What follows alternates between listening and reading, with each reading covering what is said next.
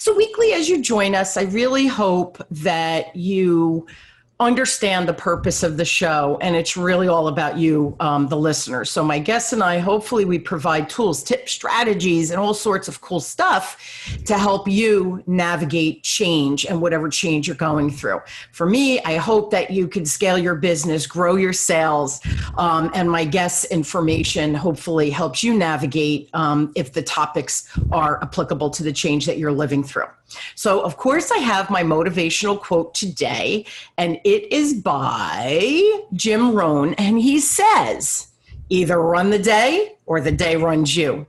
So today's topic is sales. You know, that's my favorite topic, but sales is my superpower with speaking to clients, understanding what their needs are, and then making those solutions or recommendations. And again, it's to help, drive your sales and your sales team's success.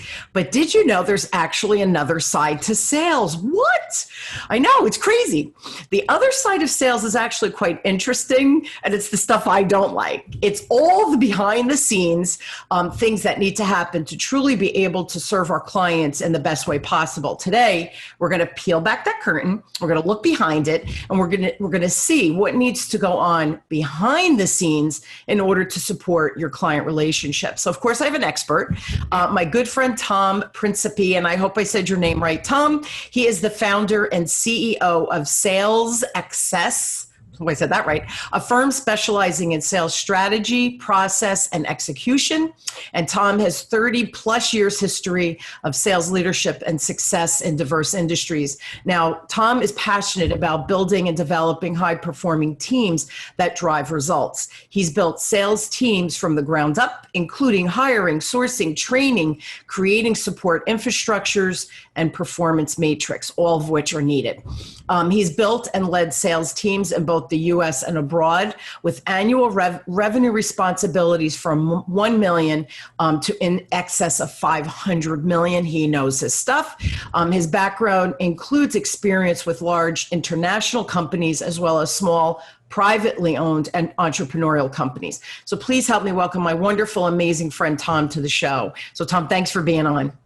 Connie, thank you very much. Just a quick correction. I love having excess sales, but my company is Sales Success. Oh. But they're interrelated. They're interchangeable, right? Yes. See, and you have the SX next to each other. My mouth just wouldn't say it that way. Oh my goodness. Well, thank you for the correction.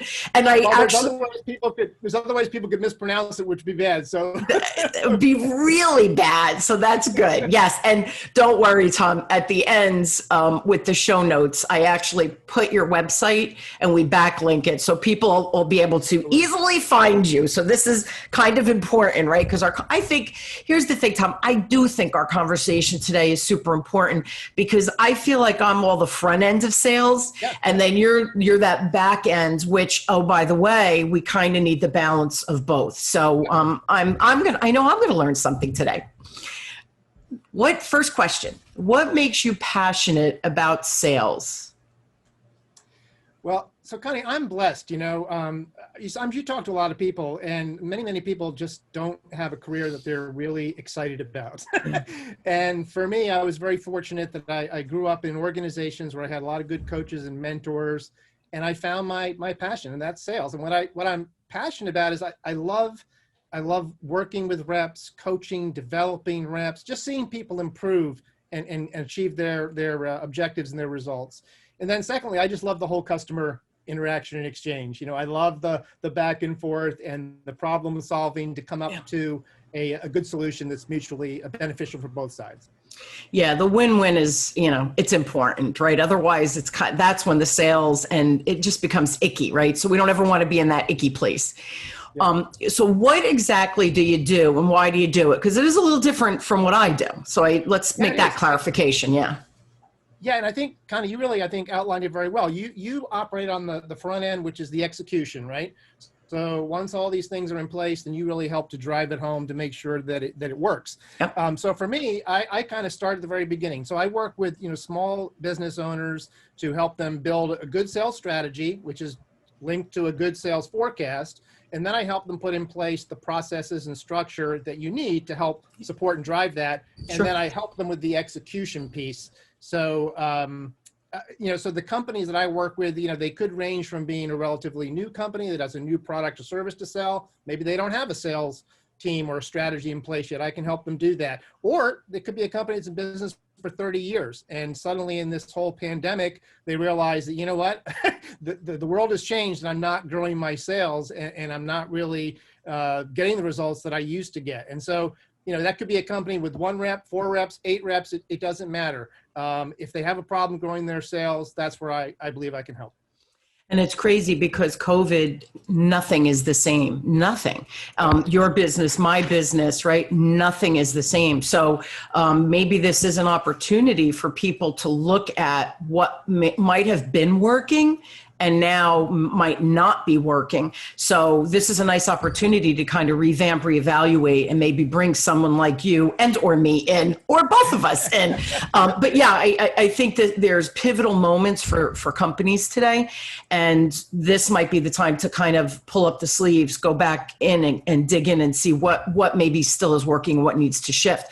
So what are some of the things that that may contribute to that stagnation of sales, and what do you see most frequently? And I know there's a couple of things that you see small business owners or really business owners. What are they neglecting and creating that stagnation with the sales piece? Yeah, that's a great question, Connie. And I think it really is reflected in a survey that we sent out to about 200 small business owners. And some of the results that we came back with were enlightening, to say the least.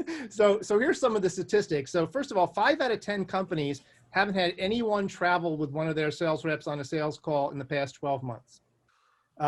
6 out of 10 companies don't have an individual sales quota established for their sales team. 6 out of 10 companies don't have a sales forecasting tool or even a process to initiate that. 9 out of 10 companies don't have a customer relationship management system, which we refer to as a CRM. And then 9 out of 10 companies don't have a compensation plan that incents the behavior they're seeking. Now, I just want to be clear here. This is not placing blame. As you know, many small business owners, they're often overwhelmed by playing too many roles and they may not have the resources. And so that's where they need to kind of seek some assistance. And it's funny because, you and I as business owners, it's easy to go down that rabbit hole of, oh, I could do that. Oh, I could save money doing that. And then what happens is you go so far down the rabbit hole that you stop doing what you should be doing. So, right, for me, it's about teaching and going out and networking, right, and building my network, creating my digital class, all of these things. That's what I'm good at. I'm good at sales. So what you're good at, I have to be honest, Tom, I don't want to go into the back end of things. I don't want to help them set it up. Can I help them strategize why they should do it and maybe what the compensation plan is and stuff like that and what the behaviors are that we're outlining? But to deep dive what you do, I want no part of that. So business owners, I hope you heard what Tom just said. It's dangerous. And I know I've fallen into that. Oh, I could do that. I could do that. A month goes by and I think, oh, I really don't want to do that. And now you've lost a month of potential income if I had put into place what I should have a month ago. So we're penny wise, dollar foolish. And what ends up happening for me, I can't stand wasting time and money. That makes my head want to explode, right? So yeah, we do very different things, but I think we're both integral into the success of a business, right? What may be some things that you find business owners highlight that when you get in and start talking to them, like you're like, wow, here's some trouble and here's how I need to dig in and maybe help them? Well, typically, Connie, what you'll hear business owners express is a lot of frustration and a lot of stress, right? Yeah. So they'll say things like, my sales are flat, they're declining, or we just lost a big customer. They're responsible for about a third of our revenue. I'm not sure how I'm going to get that back. How am I going to recoup that? Or we're not getting any new business. All we're getting is our existing customers and we're not really growing anything. Here's one you'll love. Training doesn't seem to help. training doesn't seem to be effective for the sales reps, or the sales team's not following my objectives, right? The goals that we've set out for them. So those are the frustrations that you'll hear a business owner speak to, and then they need to figure out, okay, well, then what do I do about it? Which is, that's the important piece. What do I do about it? But you have to identify that there's trouble in paradise, so to speak. You know, it's funny, Tom, I remember when I started my business 20 years ago, I had one client, and it was probably maybe 18 years ago. And so I went in and I did the sales training, and they did not want any part of creating a coaching program where I would teach their coaches how to coach their team to reinforce, you know, what was trained in the training classes for their sales reps. And no, we don't need that. You know, we'll handle it. And I'm like, okay. See, I was naive because I figured, well, they know their business. They know that they have to reinforce what was just taught. It wasn't the case. And then later on, it got back to me that they blamed the training. So from that point on, anytime I sign a new client, I have some what I call non-negotiables. And I don't mean that in a arrogant way. But if you want to hire me for training, I love it. And I will help you right to my last breath. I will make you successful. You have to allow me to create a coaching component to that training. And I'm not going to come in and do the coaching, you know, forever, but I need to train and coach your managers, your team leaders, whoever it is, to be able to go back and reinforce the training that was done, you know, to build those sales skills, right? To push the envelope. Yeah. And if they say, no, we don't want the training, I say, well, then thanks, but I don't want the business, because it's my reputation, especially now 20 years out there. I can't allow my reputation to get tarnished because they are missing that critical piece of the reinforcement of the training. So that's why you hear, I'm sure when you come in, oh, the training didn't work. Yeah, truly, was it because the vendor wasn't a quality vendor, or was it because nobody reinforced it after the training happened? And they're important questions for you, but they're important questions for me to ask when I go to a new client as well. Yeah, you know, Connie, again, a great point, right? Because, you know, when they're hiring us, right, they don't need another industry expert. What they're looking for is someone who brings expertise in their chosen field where they have a problem, right? So whether that's in training, they need an expert that really knows training, that's been doing this for a long time, because you know all the components, like you said, and you know the pull through as well. And likewise, you know, if they have problems with sales, right, they don't need another industry or product expert. They need someone who knows sales and can help them to address the problems. That's right. And I think sometimes too, and I'm sure you see this, Tom, their department heads or the leader, whoever it is of the sales, oh, I could do the training. Can you? And so this is where the danger comes, perhaps, right? If I had a sales team, let's say, sure, I could train them. But here's the danger too. If I'm really good at bringing the business in, do I want to be the one internally training my team? I had a young lady, Bippo, it's an app she created, brilliant young lady, 21, newly graduated. She created an app, and it's a business.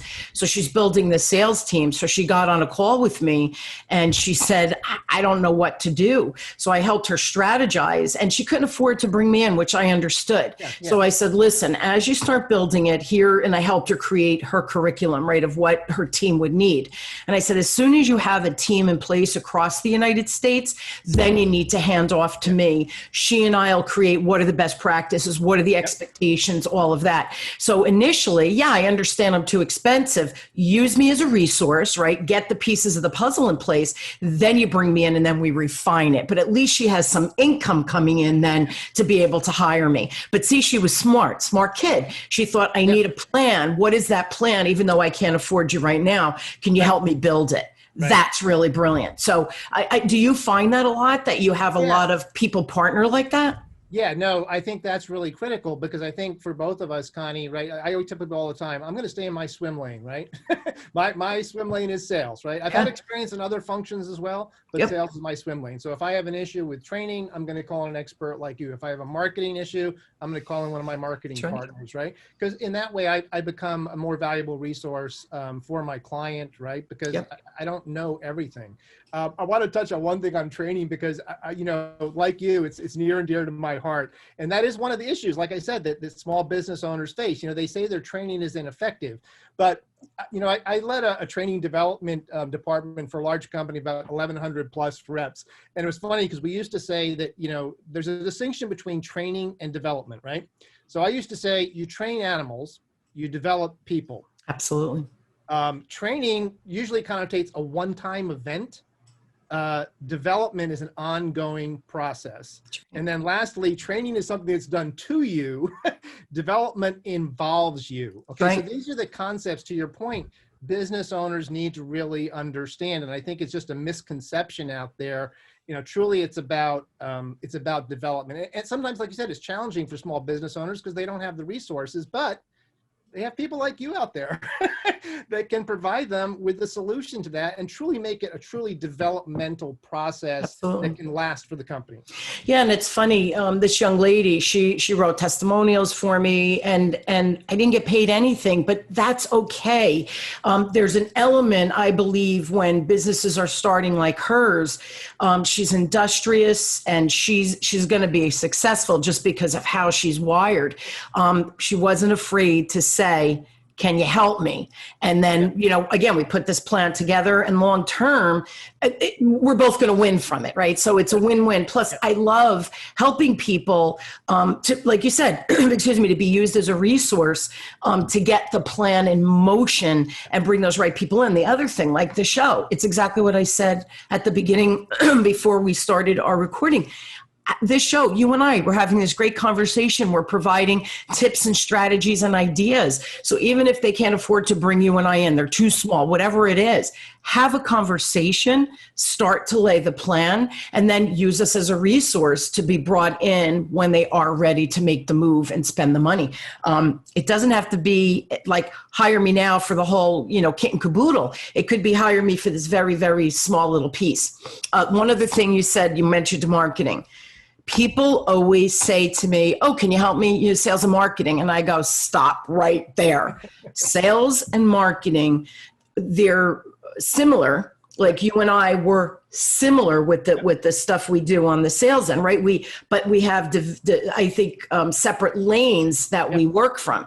And sales and marketing are two very different things. So I have a marketing team because number one, I am not a marketing person. Number two, I don't want to write the copy. Number three, I don't want to do the posts. That's like pins in my eyes, all of that technical stuff. So you hire a marketing department. But you mentioned that sales and marketing, and I just have to comment on that because I am not marketing. That is not my world. And I will never, ever say that that's my world. I stay in my lane. So I was happy that you mentioned that, staying in your lane. Connie, also. I think a couple things you touched on that, getting to know you now, I know that we have this in common. Number one, we just want to help people, right? Totally. So we just want to help people to be successful and to alleviate some of the stresses and frustrations that they're finding out there. And then likewise, we want to provide them with the resources they need, even if it's not us. Because that just in the end helps them to be better. And, it's good, right? And it allows us then to do the things that we're most passionate about, right? Which is for you, training, for me, sales. I've done marketing, but like I said at the very beginning, I want to do what I'm passionate about. And that's what I'm fortunate enough to do right now. It's funny too, and I think you believe in this philosophically as well. I had a client in Connecticut many, many years ago, and they were a really, really small organization. And the CEO and I we really hit it off. I got what he was doing. I thought he was in it for his people. He wanted to develop his human capital. He got it.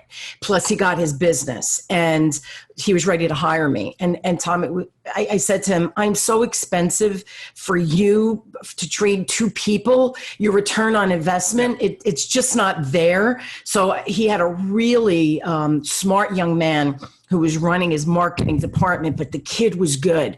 I said, let me coach him to teach your one or two salespeople, because he had the bandwidth to be able to do it.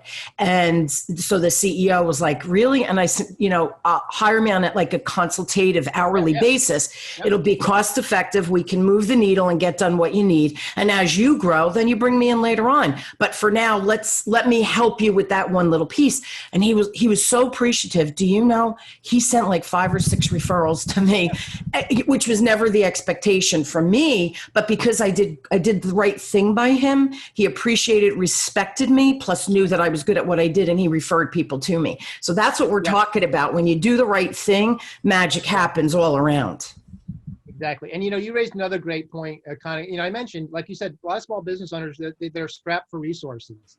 And so you do have to be creative. And I think your solution you propose there is a great one, right? I mean, you can still accomplish the same thing, but I'll just do it on a smaller scale. And again, now you've also helped that business owner and also that individual that you're helping to coach up, right? That's right. So again, it's a win-win for everybody. That's right. And see, again, it's not I trained him, I coached him and developed him so that he in turn could go back and develop the team of 2 salespeople or whatever it was at the time. It's fascinating, that word training and developing. I do sales training. I absolutely do. That's what the corporations call it, but it's really development. Coaching is developmental. My training is developmental. And I think that was an important distinction as well. Are there 1 or 2 things you think at the core for people listening to say, I hear what they're saying. I don't have a tremendous amount of funds yet. What are the 1 or 2 things that you think could make the biggest impact and maybe where to start? Well, look, here's some very simple things that, even if you don't have the expertise, I mentioned some of the statistics that we received in our survey. So, no weekly sales meetings, right? That's an easy thing to fix, right? Just sit down, establish a day of the week, and hold a weekly sales meeting with the team. It's important because that's where you set expectations, and also you achieve accountability, and also importantly, you provide support. What do you need? Yeah. And that's just a really, really easy thing, that a business owner can do. We talked about training. The customer relationship or CRM system is also, I think, really critical because that's your tracking process, right?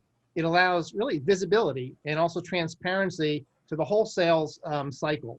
And it also tracks customer activity. So now you have a window into how are you tracking to actually getting to your revenue goals. Now, the only thing I'll caution is, because I know salespeople, as I know you do, it's got to be simple and it's got to be of real value to the sales team. If you're just telling them to input stuff, they're not going to use it, I guarantee you. So make sure that it really addresses their needs. Yeah, and for me, the CRM, I have one client, I signed, I've been with him about 2 years, and they didn't have the budget to train their they had no training up until the point where he brought me in. And they didn't have the money because CRM systems could be quite costly, and they're a fairly big organization. So he said, let's start the developing of the human capital. He felt that was the foundationally the place to go, which I agree with his strategy. And now he's actually signing a CRM system. And it's funny, I feel like weekly, I'm like, did we get it yet? Did we get it yet? Because I'm excited to have it. So right now we're using what they have for opening the accounts with clients. Yep. And it's just such a bastardized system. It holds information, but that's about the extent of it. Where a CRM system, you get the profiling aspect, and I don't mean profiling in a bad way. It allows the organization. So let's say you and I share a client, and I'm following up with the client today. If we don't get those notes in that CRM system, and you don't know I made that call, and you make the call, now we're irritating the client instead of adding a value. Yeah. So it's that, I love that word transparency. Everybody could see when you have multiple touch points with a client, it allows that everybody could see what's going on and how that client is being moved through from being a prospect into, being an actual client that we could cross-sell and all those things down the road. The other thing I like about the CRM system from a coaching perspective, you said have weekly sales meetings, agree 100%. I also think we have to use the CRM system from the pipeline perspective so that if I'm coaching you, Tom, I can look at how many clients are in your pipeline that are moving through the process, because it does take time. It's not like I go in, slam, bam, thank you, ma'am, right? That's not how relationships are built. And we're all about building that relationship. So how do I take that client through the pipeline process? That's the coaching opportunity, because me as a coach, I can see developmentally where Tom has stagnated or where he keeps hitting that roadblock. So their CRM system, it captures information, but can also be used for me as a coach, the developmental piece of it, right? Does that make sense? No, actually, and that's really 100% correct and very, very important, because you used the word profiling before. And I think a lot of salespeople get paranoid that these systems are being used to monitor me or watch my activity. No. It's exactly what you said. It's an opportunity to see where you are and how can I help you? How can I support you so that you can be successful and close the sale? The other issue I touched on in the survey was that, there's no short-term or long-term pipeline or forecasting process. And you just covered it. You said the CRM system, if you don't have that, it's like going on a trip without GPS. And so your CRM system, then it can track your sales activity, size of a deal, the progress towards that, and closing time. So now you can start to predict your revenue based on what's control in that pipeline. I mean, you can't run a business without knowing what the future is going to hold. That's right. And it's the trackability, accountability. But for me, it's that we have to start using these tools, not as a gotcha, why aren't you closing business? But hey, you seem to get to this point with the client and then you kind of die. It's not a gotcha. It's why? Why is that happening? What are you saying? What are you doing? Are you not following up? Are you following up, but are you being obnoxious with the follow-up? Is it a respectful follow-up? There's so much that can be identified by those stoppages and what happens. And tell me if you see this happen a lot, actually. So what businesses do, okay, Connie's not performing, but they're not coaching. They're not using that CRM to see where the stoppage is from a developmental standpoint. Let's fire her and bring somebody else new on. Do you see that? Which again, think about that. Think about the wasted investment and resources there. I mean, you've seen the statistics on what does it cost to actually onboard and train a new sales representative. It's a fair amount of money if you're doing Absolutely. it right. And now you just threw all that away because you weren't willing to put in that time to really help develop them. And you just hit some really important points, Connie. In that CRM system, that's a diagnostic tool. And that's where you can bring in an expert like yourself and say, okay, they're not getting to the closing phase. What's happening? You can identify that and you can teach that skill and you can tell them, okay, and now you've invested in somebody who's going to ultimately contribute to your company's bottom line instead of restarting that whole process all over again. Because the same thing is going to happen. So the new person comes in, maybe they make it past the point of the previous person, but they get stuck somewhere else. So it's this like churn and burn where there's so much time and money wasted. And for me as a business owner, time and money are two precious commodities that I don't waste. So when I come in and I see them churn and burn, hire, and I think, why are you hiring these new people? Are all the people so it could be that your hiring process sucks. Maybe we need to look at that. Maybe you're hiring the wrong person, or maybe you're not leveraging the diagnostic tools. Like you said, there's so many moving parts to this. Yes. Get somebody in who can analyze it and tell you where the real glitch is happening instead of wasting time and money. My head wants to explode when I see businesses doing that. And the other thing I want to comment on, and I think you see this too, I go into organizations, and some of my organizations are fairly large, so they have a lot of coaches, right, depending on the number of salespeople and territories and stuff like that. And some of the coaches are stellar, and you think, oh, please they're like my lump of clay. Let me get in there. I can make them superstars. I get so excited. And then on the flip side, you have people that are coaching that maybe shouldn't be coaching, but because of longevity or they were good at sales, let's put them in that spot. And the reality is they should not be coaching people at all. They should be just doing their own sales thing and be business development officers. So what happens is you hire these great salespeople, but because the coach is faulty and they should really just be in this, not just, but stay in their lane with they're good at sales, let them rock it. No, we start coaching, and then time and money. Again, we end up firing all of those, what could have been the next layer of who the next coach, superstar coach could have been. So we get on this treadmill, I feel sometimes, and it's hard to get off when you create those bad habits. Well, and Connie, that's, again, a great point. You mentioned this earlier. It all starts with, making sure you have the right people in the right roles, right? And so, again, frequently you hear from business owners, the sales team is not staffed properly. Well, okay, it all starts with having the best possible people in the right role, right? So, as you know, your job description is critical, right? It's got to clearly outline the role, the responsibilities, expectations, criteria for success. Sure. And those are the people, and there's tools out there, as you know, that can help business owners identify those people, through having the right job description, the right profile. And then you mentioned, sales managers, right? I strongly encourage teams to have a sales manager in place. Maybe that doesn't mean a formal, individual, but like you said, with the person that you coached up to help them do a development program, it's the same thing, right? If you have a highly motivated sales individual, they can be coached up to help, lead that sales team. And it helps because it takes the burden off of the business owner. And that's what we're trying to accomplish in the first place. And then also make sure you have the proper sales structure, right? So as you know, there's, is it inside sales reps or outside sales reps? Do I want 1099 contract reps, or do I want W-2, full-time hires? So those are also important distinctions, but then that helps you create your job description to make sure that you do get the very best people in those roles. Do you help companies who are relatively small? Maybe they don't have an HR department per se. Can you help them with the job description? Do you bring in other partners, maybe that are HR experts that can help with that? Yeah, that's a great question. I can actually do both, right? So again, if you think of what does a sales manager do in any company, it's exactly those things, right? Hiring, firing reps, writing job descriptions, comp plans, KPIs, getting a CRM system in place.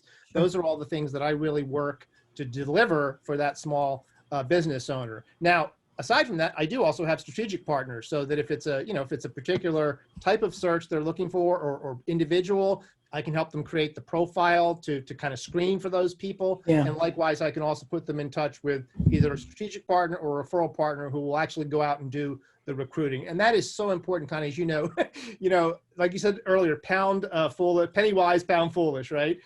There's all the kinds of ways you can find people, right? The cheapest you can do a LinkedIn post or an Indeed post, right?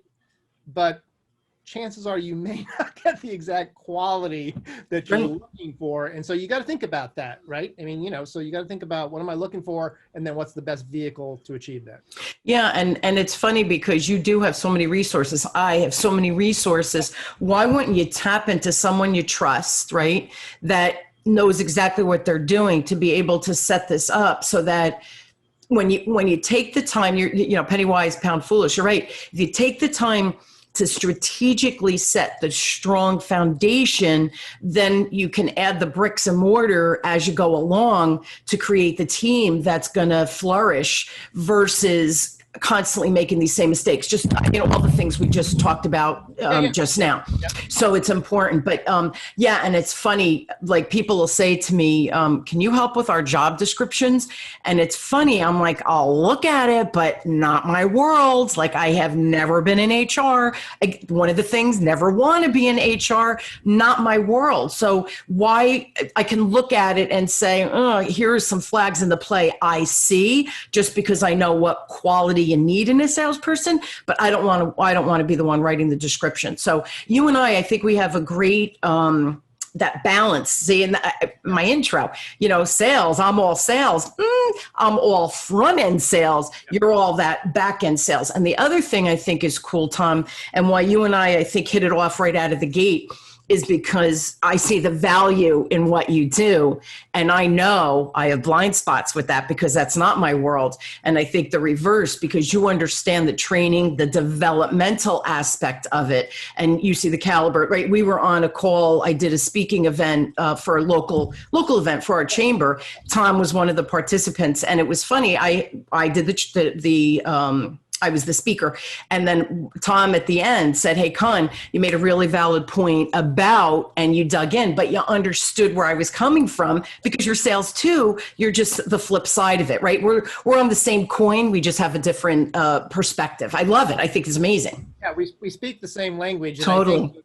I think the word is synergy. We have a lot of synergy. Yeah. Totally get you. I think you totally get me. I don't want to do what you do. So you're my guy, I laugh all the time when I go to clients and they're like, we're looking to do this. And I think, okay, not my world. I got a guy. And I tease them because they always go, do you have a guy? I go, I got a guy. So, look, we've been doing this so darn long, Tom, right? I know somebody in every aspect of business that you can bring in, to help support whatever the business is that you or I are helping. So yeah, I mean, we're like a resource chain for businesses. I love it. And I love helping businesses by referring. And I'll ask you one last question. We're out of time. How many emails do you send weekly where you say, Connie, I need you to meet Joe. Joe, I need you to meet Peter. How many a week? Oh gosh, I don't know if I keep count. I just sent one out this morning, actually. A gentleman I talked to yesterday, and so I connected two people because again, that's just part of the whole cycle here. Of like you said, it expands your network and your resources. Totally. That's going to make you more valuable to your clients as well. Absolutely. So, I mean, I don't know. You can't do enough of that, as far as I'm concerned. It's just, and plus, I love learning about people and what they do too. I just love learning about people's professions and businesses. But I think it completes us. It makes us a more valuable resource to even our existing clients with those, because they trust us. So when I do an introductory email, as long as you well, wait, let me step back.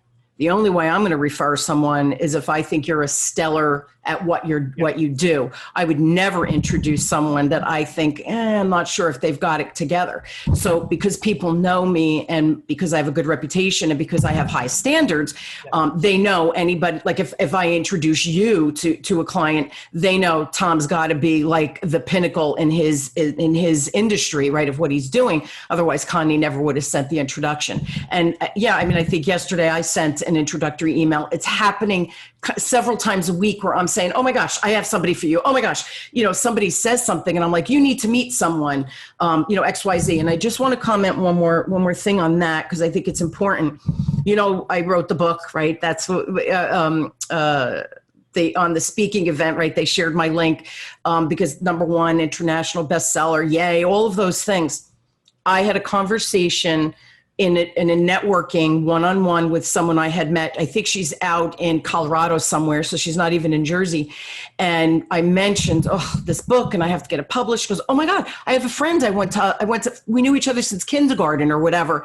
I'm going to send you that email. That person who helped me get my book to market, and then she hooked me up with the PR firm, I probably have sent them 10 different people who made a comment to me, Con, your book, I have a book, I don't know what to do. Stop, I've got the people for you.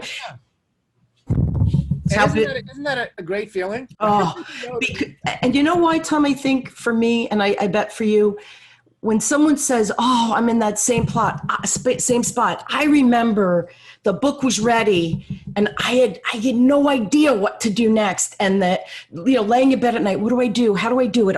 Because I didn't know what I didn't know because I'd never done it before. And here I mentioned that out loud, and right, the universe gave me someone, and look at the magic that's happened in my life. So I do the same for everybody, because that's our job. That's our job, is to help support and grow our network. But we're in this together. As the tide rises, man, let's rise together. And you know what, Connie, it's interesting. That kind of brings it all back full circle, right? Because that's exactly what we're preaching for small business owners, right? Yeah. There's a lot of resources out there, right? You just have to raise your hand and say, I need help and I need someone to help advise me who has expertise in this field. It's like you go to a doctor, right? If you're like me, you spend about a week self-diagnosing yourself until you realize that. I don't know, maybe the web is not the best place to go look. and so you finally realize, I really need a physician, because they are the expert in diagnosing what's wrong with me, and then most importantly, treating it. And it's the same thing here, right? If you're struggling with, development, if you're struggling with sales, if you're struggling with marketing, there's experts out there, raise your hand. And like you said, 100%. sometimes it's not even a cost-based transaction. Sometimes it's just get the advice. Absolutely. Get the advice. And it's true. Raise your hands. And I've learned that over the 20 years because I thought I could do everything myself. And that I think is business owners. That's what we do, right? Ego, whatever you want to call it. I learned a long time ago. I talked to everybody. Hey, do you know anybody? Do you know anybody? Because I know that that's the only way I'm going to get to the next level of whatever I'm creating for my business. You have to raise your hand. That's really well said. Guys, right?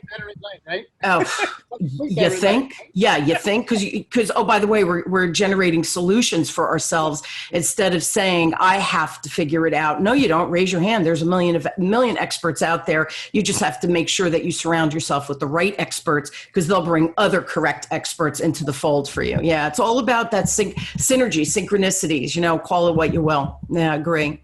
So I hope you guys, Tom, in my discussion today, I hope it inspired you, and I hope you're going, holy crap, I think I need some help.